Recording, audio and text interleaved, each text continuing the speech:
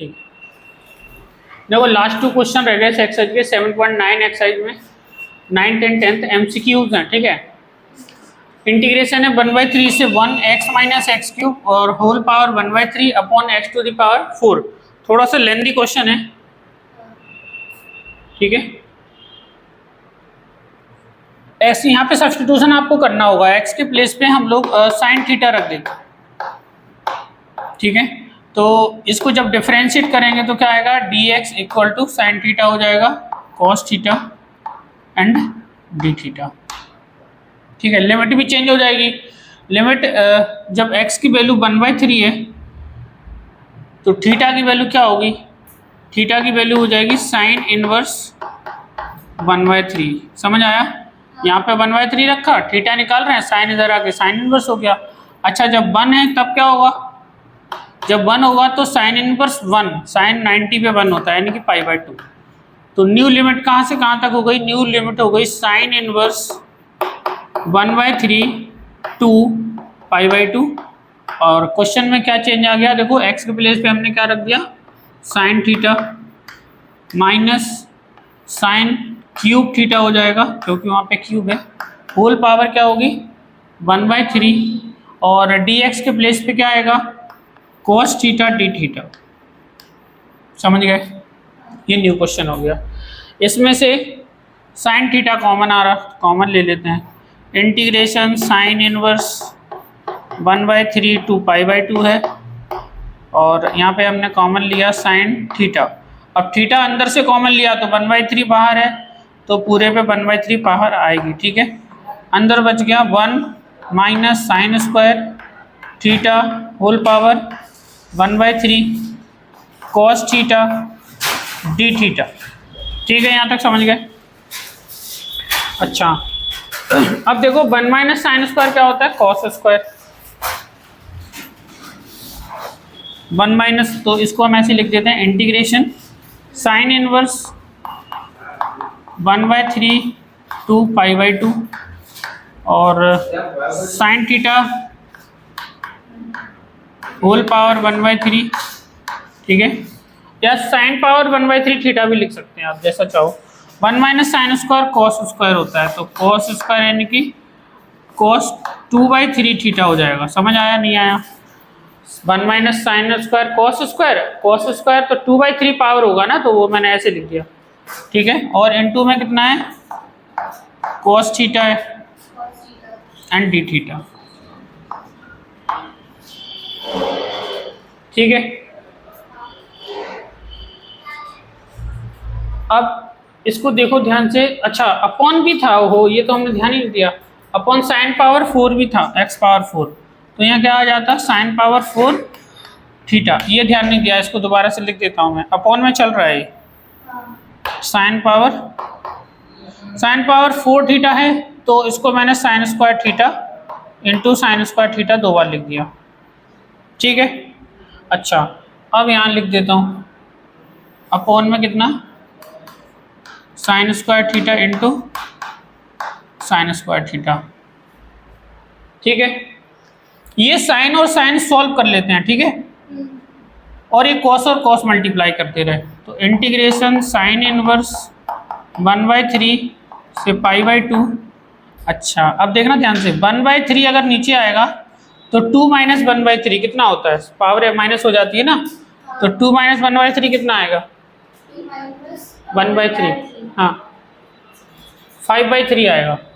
और इसको साथ ऐड करो, 2/3 प्लस 1 तो ये भी 5/3 आएगा। ठीक है, तो cos to the power 5/3 theta upon sine to the power 5/3 theta. और अब ये साइन स्क्वायर अकेला बच गया था तो इसको मैंने न्यूमरेटर पे सेंड कर दिया, और ये डी थीटा। इंटीग्रेशन है साइन इनवर्स 1/3 से लेके π/2, कॉस अपॉन साइन होता है कॉट, पावर सेम है तो cot to the power 5/3 theta into cosec square theta d theta. ठीक है यहाँ तक।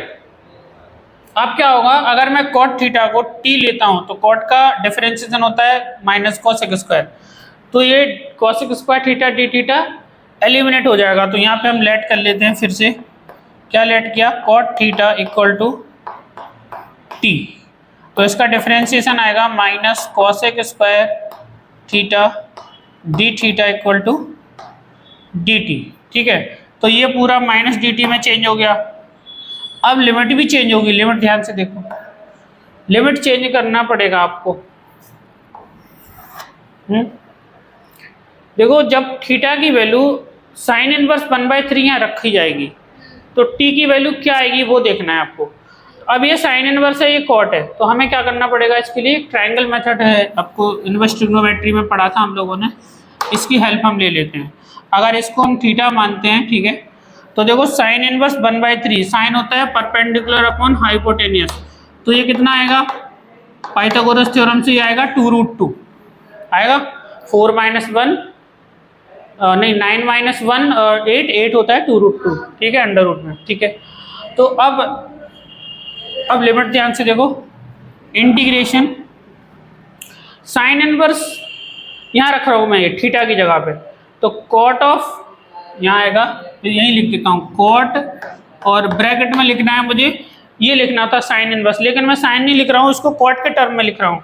तो कॉट इनवर्स कितना आएगा, कॉट का फॉर्मूला जानते हो क्या होता है, कॉट होता है बेस अपॉन परपेंडिकुलर, तो ये होगा 2√2, बेस पर 2√2 है, ये परपेंडिकुलर है, तो इसकी वैल्यू क्या आ जाएगी, इसकी वैल्यू आ जाएगी 2√2, तो न्यू लिमिट क्या आ गई, 2√2 आ गई। समझ में आ गया लिमिट कैसे चेंज हुई। अच्छा, अब 90 रख दो, तो कॉट 90, ठीक है, कॉट 90 होता है 0, तो 2√2 से 0 हो गया। ठीक है, अच्छा, अब क्वेश्चन में इसके प्लेस पे क्या आ जाएगा, इसके प्लेस पे आ जाएगा dt, और इसको हमने t मान लिया है, तो t power 5/3, t power 5/3 dt, और dt क्या, ये माइनस में था तो निगेटिव साइन आएगा। ठीक है, अब सॉल्व हो गया, इसको कर दो आप, माइनस साइन बाहर निकाल दिया, इसको कर दो इंटीग्रेट, तो t पावर 5/3 + 1 8/3 इंटू हो जाएगा 3/8, और नंबर कहाँ से कहाँ तक है, 2√2 से 0, पहले 0 रख दीजिए तो ये पूरा ही 0 हो जाएगा, माइनस, अब इसको रखेंगे तो 3/8 बाहर कर दिया, t की जगह पे रख दे रहे हैं 2√2, और पावर है 8/3, अब ये माइनस ये प्लस, तो ये प्लस हो गया 3/8 इंटू 2√2 की पावर 3/8 8/3 है, इसको सॉल्व कर सकते हो।